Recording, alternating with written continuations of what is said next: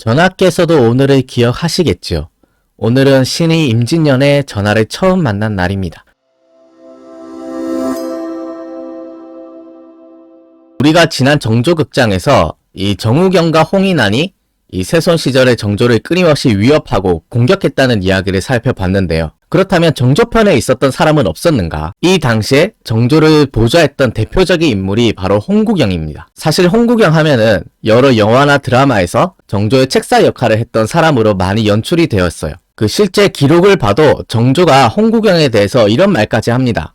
홍구경은 내가 어려웠던 시절에 무너지던 하늘을 한 손으로 버텨주었던 사람이다. 가장 힘들 때 옆에서 지켜줬던 사람. 정조로서는 잊지 못할 사람이었던 거예요. 그렇다면은 이렇게까지 정조가 고마움을 표하고 있는 이 홍구경이 실제로는 어떤 사람이었는지 한번 당시 사료를 통해 하나씩 살펴보도록 하겠습니다. 우선 홍구경이 이 세손을 만나기 전에 어떻게 살았는지를 엿볼 수 있는 기록들이 있는데요. 그 해경궁이 쓴 한중록에는 이렇게 전하고 있습니다. 구경이는 본래 아이 때부터 어긋난 놈인데 허황하고 망령되이 술을 즐기고 여색을 탐하여 행실이 볼 것이 없으니 제 집에서도 용납받지 못하고 세상에서도 버림받았던 놈이다. 이걸 보면은 해경궁이 이 홍구경을 어떻게 생각했는지를 엿볼 수가 있는데요. 사실 해경궁 집안과 홍구경은 사이가 좋지 않았어요. 해경궁은 자신의 집안을 공격했던 게 홍구경이라고 생각했기 때문에 이 홍구경을 좋게 생각하지 않았습니다. 그러면서 해경궁이 이렇게 말을 합니다. 이 미친 것이 매양 천하만사를 자기가 다 하겠노라 하니 자기 무리조차 놀라지 않는 이가 없더라. 여길 보면 해경궁이 홍구경 보고 미친놈이라고 했어요. 그러니까 해경궁이 홍구경을 어떻게 생각하고 있었는지를 우리가 알 수 있는 거죠. 이때는 세손을 만나기 전인데 이 벼슬을 하기 전부터 천하만사를 내가 다 하겠다. 홍구경이 이 원래 야심이 상당히 컸던 인물 같습니다. 그 홍구경에 대한 또 다른 기록으로는 이 심낙수가 쓴 당력열전에서도 찾을 수가 있는데요. 심낙수가 홍구경의 인물됨에 대해서 이렇게 평가를 해요. 홍구경은 성품이 광패하고 방종하며 유일을 좋아하여 말 무례배 무리들과 술 마시고 장기 두는 것을 즐겼다. 그러면서 또 하는 말이 일찍이 그의 숙부가 심하게 질책했고 사대부들 역시 그와 교제하는 것을 부끄럽게 여겨서 가까이 하지 않았다. 그리고 심낙수뿐만 아니라 정조실록에도 홍구경의 인물됨에 대해서는 이렇게 말을 하고 있습니다. 홍구경은 본디 학식이 부족하고 행실을 삼가지 않았으며 성품이 가볍고 사나워서 같은 무리들 사이에 끼지 못했다. 그러니까 이런 기록들을 볼 때 홍구경은 뭔가 행실에 문제가 있고 또 성품도 아주 사납고 가볍고 세상으로부터 배척받았던 이런 인물로 볼 수가 있는데 점잖게 고지식하게 행동하기보다는 상당히 좀 자유롭고 좀 놀기 좋아하고 좀 호방하고 좀 이런 성격이었던 것 같아요. 아마 그런 선비 문화와 홍구경은 좀 맞지 않았던 것 같습니다.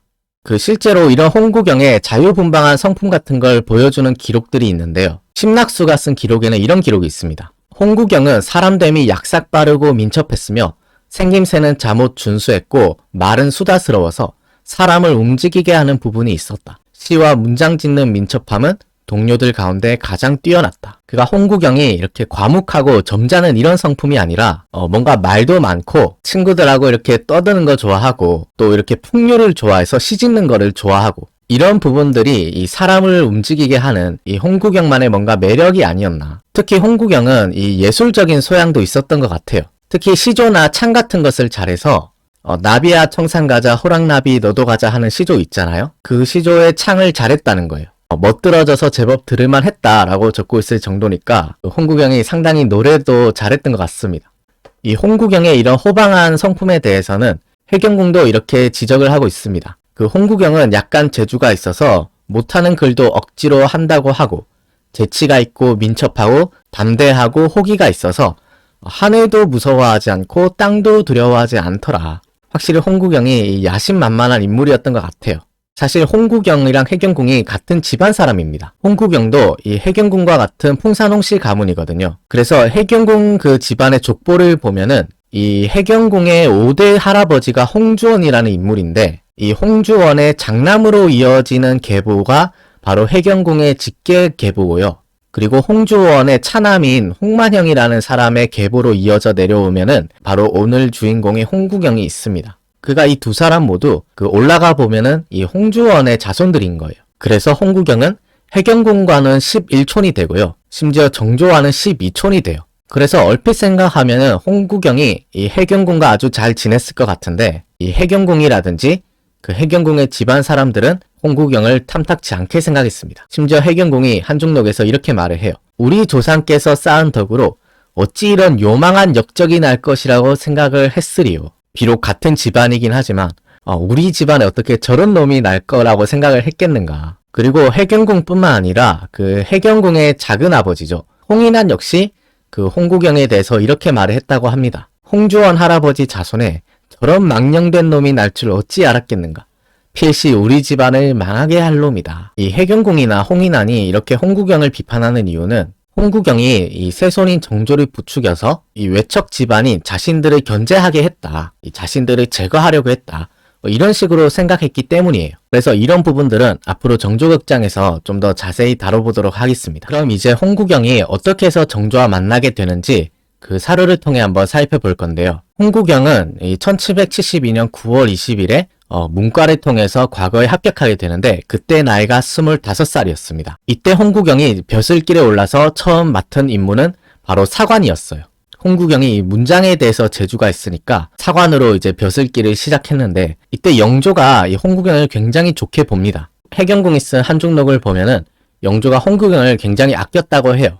홍구경이 과거 급제 후 수년을 사관으로 있으면서 오랫동안 궁궐에 머무니 영조께서 사랑하셔 매양 내 손자 하시더라. 그러니까 홍구경이 뭔가 재치도 있고 나이도 어리고 하니까 영조 눈에 뭔가 귀엽게 보였는지 항상 내 손자 이렇게 찾았다는 거죠. 그래서 홍구경이 그 영조의 사랑을 받았던 사실은 홍구경 스스로도 밝히고 있는데요. 홍구경이 나중에 상소를 올려서 이렇게 말을 합니다. 신은 나이도 적고 학식도 보잘것없는 사람인데 처음 벼슬길에 올랐을 때 영조께서 특별히 은혜로 돌봐주시며 미천한 신에게 길사라고 하교를 하셨으니 스스로 힘을 다 바치려는 마음이 한없이 솟구쳤습니다. 그러니까 세상으로부터 배척받았던 홍구경인데 그 홍구경에게 오히려 길한 선비다, 좋은 선비라고 말을 해줬던 사람이 바로 영조였던 거예요. 그래서 홍구경이 이렇게 감동을 했다는 거죠. 그렇게 한참을 사관으로 지내던 홍구경이 드디어 운명적으로 이 세손인 정조를 만나게 되는데요. 그 예전에 MBC 드라마 이산을 보면은 이렇게 홍구경이 옆에서 보좌해주고 정조의 책사 역할을 하는 장면들이 연출이 되었는데 그렇다면 이 정조와 홍구경은 이 서로에 대한 첫 만남을 어떻게 기억하고 있을까? 그 사료에서 이 두 사람의 만남은 어땠을까 궁금하지 않으신가요? 그래서 제가 찾아보니까 홍구경은 이 정조와의 첫 만남을 이렇게 회상하고 있습니다. 이 기록은 정조 3년에 홍구경이 올린 상소에서 나온 말인데요. 홍구경이 이렇게 말을 합니다. 전하께서도 오늘을 기억하시겠지요.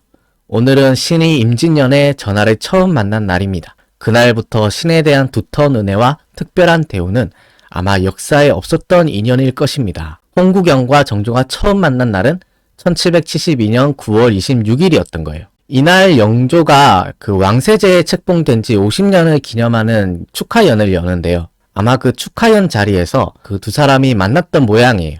아쉽게도 이날 구체적으로 어떤 일이 있었는지는 홍구경이 밝히고 있지 않아서 우리가 상상으로 맡길 수밖에 없을 것 같습니다. 그렇다면은 정조는 이 홍구경과의 만남을 어떻게 기억하고 있을까? 정조는 이 홍구경을 사관이던 시절에 처음 봤다고 밝히고 있는데요. 정조가 홍구경을 처음 알아본 계기를 이렇게 밝히고 있습니다. 홍구경이 계사년 여름에 사관으로서 입시했기 때문에 내가 전하의 곁을 모실 때마다 보니까 행동거지가 단정하고 풍모가 청명하여 이미 그가 길한 사람이란 것을 알았다. 다만 그의 속마음이 어떠한지는 알지 못했다. 그러니까 정조도 홍구경에 대한 첫인상은 일단 좋았어요. 이렇게 옆에서 이렇게 보니까 뭔가 행동도 단정하고 풍모도 괜찮고 아주 좋은 기운이 있는 사람이란 걸 알았다. 그렇지만 그의 속마음이 어떤지, 그의 마음속에 무슨 생각을 갖고 있는지, 무슨 야심을 품고 있는지 이런 부분까지는 몰랐다는 거죠. 이처럼 정조가 이 홍구경에 대해서 관찰하고 있을 때 정조의 작은 외할아버지인 홍인환이 찾아와서 미리 견제하는 말을 했다고 합니다. 홍구경은 본래 이름도 없고 우리 집안과는 왕래를 하지 않으니 훗날 시강원의 관원이 되더라도 절대 가까이에서는 안 됩니다. 그 집안이 우리 집안과 사이가 좋지 않으니 저하께서도 이 점을 미리 알아두셔야 할 것입니다. 그가 쉽게 말해서 홍구경 저놈과는 가까이 지내지 마시라. 저놈은 본래 이름도 없고 변변치 못한 놈이다. 이 점을 분명히 알아두십시오. 이렇게 미리 경고를 한 거죠. 그렇게 시간이 지나서 이 홍구경이 27살이 되었을 때 이제 처음으로 그 시강원 설서에 임명되면서 정조와 만나게 됩니다. 시강원 설서는 세손의 교육을 맡은 직책인데요. 이때 세손의 교육을 맡으면서 홍구경과 정조가 드디어 본격적으로 인연을 갖기 시작해요. 당시 정조의 나이가 23살이었고 홍구경 나이는 27살이었습니다. 그래서 처음에 정조는 이 홍구경에게 바로 마음을 열지 않고 한 일정 기간 정도 홍구경을 관찰을 해봅니다. 그 당시의 상황을 정조가 이렇게 밝히고 있어요. 홍구경이 설서가 되어 시강원에 계속 있게 되었기에 그가 말하는 것을 계속 주시해 보았다. 그는 이런 방구도 홍인안의 집안에 대해 나쁘게 언급하는 일이 없었다. 그래서 정조도 이 홍구경이 어떤 사람인지를 파악해 보기 위해서 그 가만히 홍구경이 말하는 것을 계속 주시를 했던 거예요. 그래서 이때 정조가 홍구경을 굉장히 좋게 봤는지 굉장히 신임을 하게 되는데요.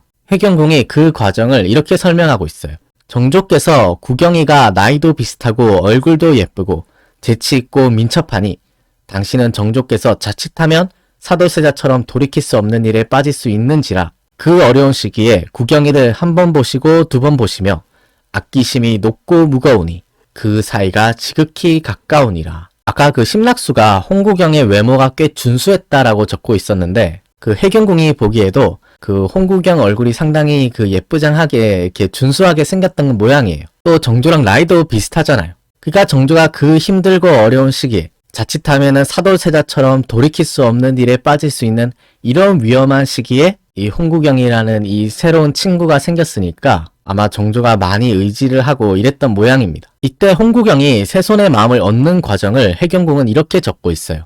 처음에 요놈이 간사한 꾀를 내어 정조께 바른말 올리는 척 했는데 사실 그 바른말이라는 게 다 듣기 좋은 말이었다. 이렇게 세손이 자신을 강직한 사람으로 여기게끔 만들었다. 그가 해경궁은 그 정조가 홍구경한테 속은 거다. 홍구경의 그런 영악함에 넘어간 거다. 이런 식으로 생각을 했던 모양이에요. 그리고 해경궁은 이 홍구경이 이 정조의 마음을 얻기 위해서 세손의 공부와는 전혀 관련 없는 이야기를 했다고까지 말을 하고 있어요. 당시 세손의 스승들은 박간 이야기는 하지 않고 오직 학문만을 논했다. 세손께서 이렇게 심심하고 답답해 하시는 차에 홍구경을 만나니 홍구경이 세손에게 안 하는 말이 없었다.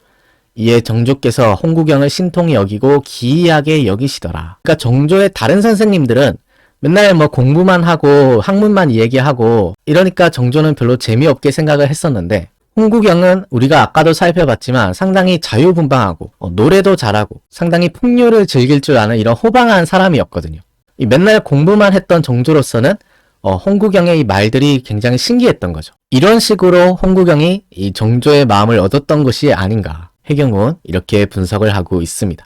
이런 과정을 통해서 홍구경이 이 정조의 이제 명실상부한 오른팔이 되는데요. 근데 엄마인 해경궁은 이 아들이 이렇게 홍구경과 가까이 지내는 것을 매우 못마땅하게 생각을 했어요. 그래서 엄마가 그 아들한테 뭐라고까지 말을 하냐면 정조가 이전에 사랑하시던 스승들과는 점점 멀어지고 홍구경만을 제일로 하시니 비유하자면 남자가 첩에게 혹한 모양이었다. 그러니까 엄마 입장에서 그 자기 아들이 이상한 친구랑 어울리는 게 마음에 안 들었던 거예요. 이 모범생인 정조가 이 노는 친구랑 이렇게 사귀면서 물들게 되는 것이 그 엄마 입장에서는 마음에 안 들었던 모양입니다. 네, 오늘 이렇게 해서 홍구경과 정조가 만나게 되는 장면을 한번 살펴봤는데요. 다음 2부에서는 이 홍구경이 이 정조의 책사로서 이 어떤 역할을 하는지 또 홍구경이 정조를 위기에서 구해주는 그 이야기도 전해오고 있는데 한번 그 이야기를 살펴보도록 하겠습니다. 네, 오늘 정조극장은 여기서 마치겠습니다. 시청해주셔서 고맙습니다.